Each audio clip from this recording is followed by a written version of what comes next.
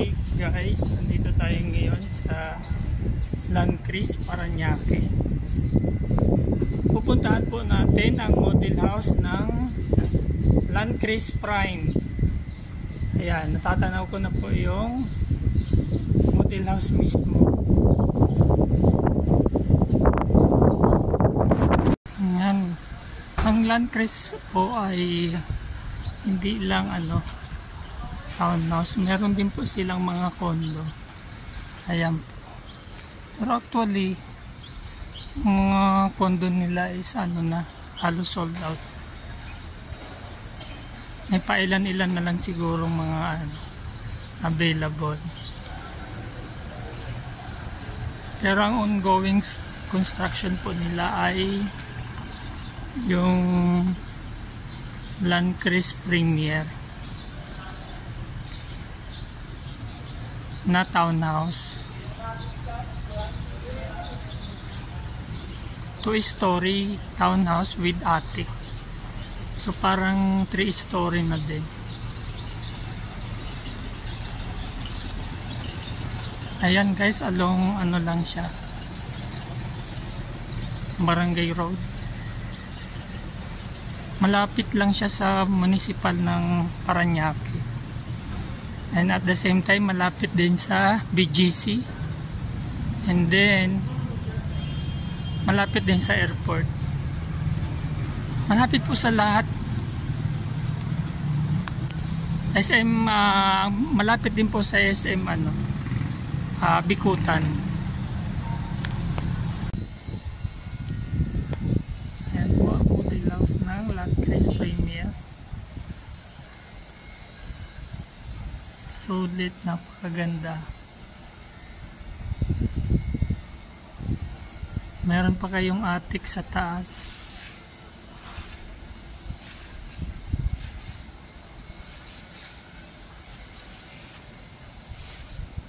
An ongoing construction. Nandun na mga ginagawa na yung bahay.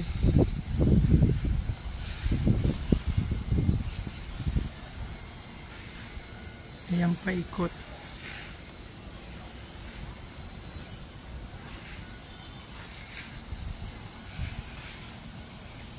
Nandito po tayo mismo guys sa model house ng Landcris Premier. So bali, pasok po tayo sa loob ito po yung dress up model ng Landcris Prime. So, yung pong niya, yung garahe niya, pwede ang 2 sasakyan. Ayan, kasya po yung 2 sasakyan. Then, 3 bedrooms, 2 toilet and bath, 1 powder room, at meron po siyang balcony sa taas. Then, attic.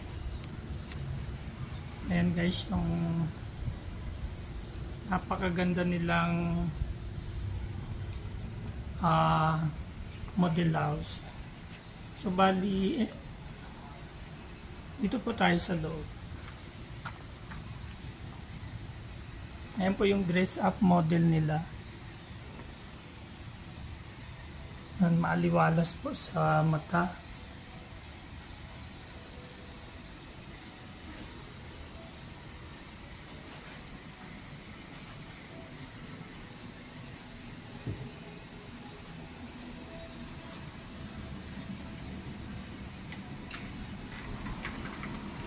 Salamin po ang pintuan ng yan.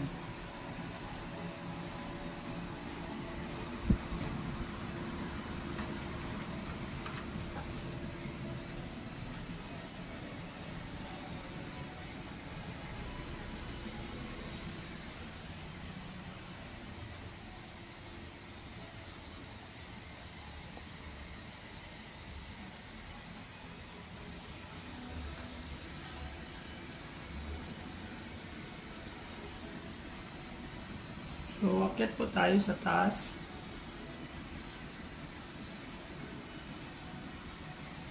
Yan, pwede nyo pong ilagay dyan yung television.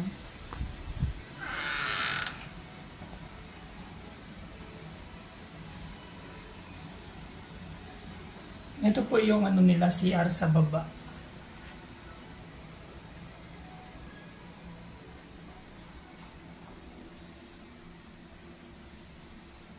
So malawak po yung CR.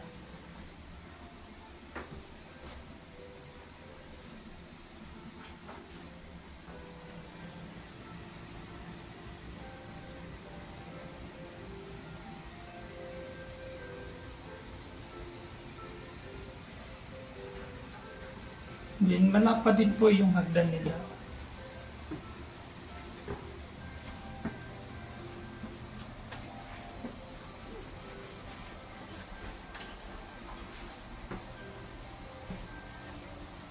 Maliwanag sa mata yung kulay.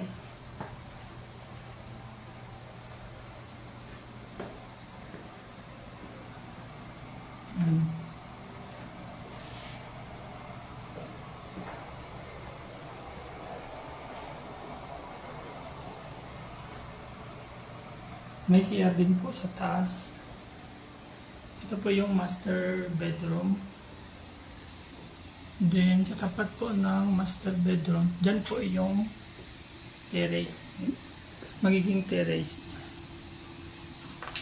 Yan guys. Salamin din po yung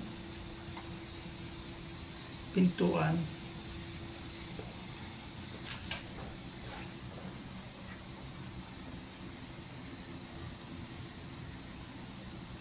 Yung pakaliwalas po ng ano.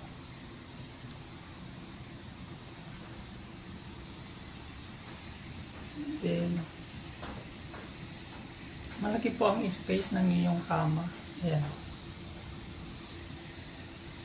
Kaliwat kanan po may space kayo. Hindi masikip.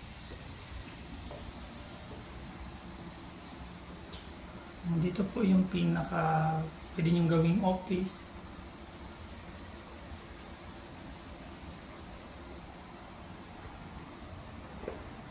Then yung pangalawang kwarto para sa inyong kids.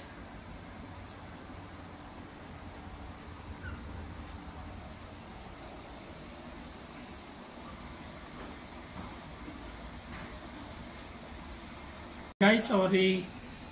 Ito pala yung kwarto dito sa kabila. Ito pala yung pinaka-dirty kitchen niya, pero kita nyo naman, dirty kitchen siya pero bongga. Ayan. O, pwede rin dito kayo mag-ano, ng labahan nyo, maglagay, kasi merong washing machine eh. O, ayan. Open yung ano niya. Open yung bubong niya. Ayan, kalahati lang yung bubong.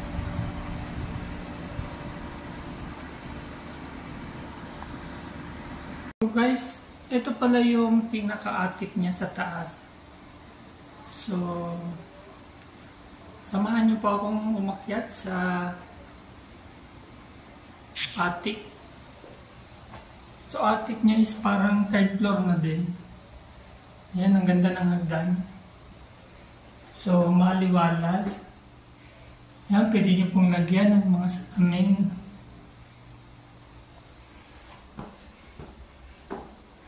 May isang kwarto pa po dito sa attic.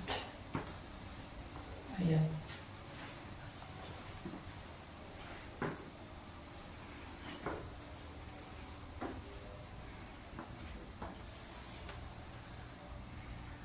Ayan po yung pinaka-ano niya.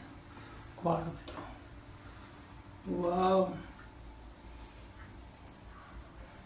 Ayan guys. Pwede nyo rin gawing opisina. Ito naman po ay ano lang. Suggestion lang.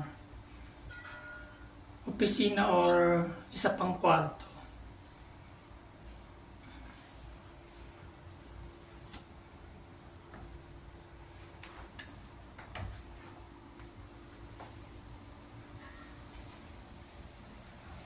Maliwalas guys sa mata. Ayan.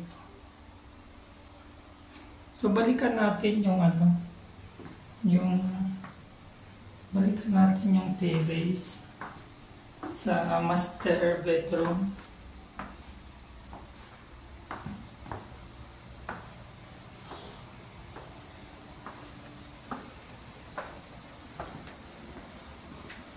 napaka-elegante ng ayos nila.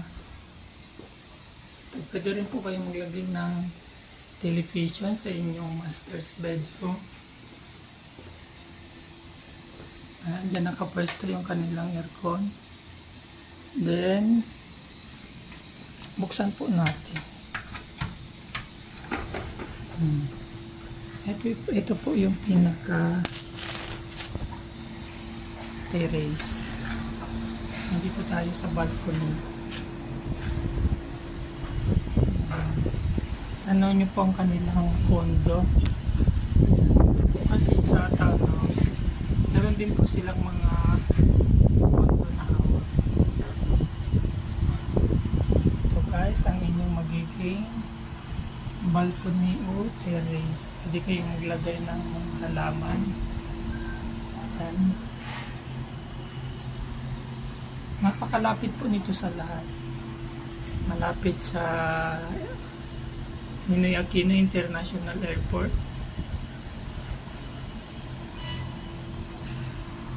Salamat guys sa panonood.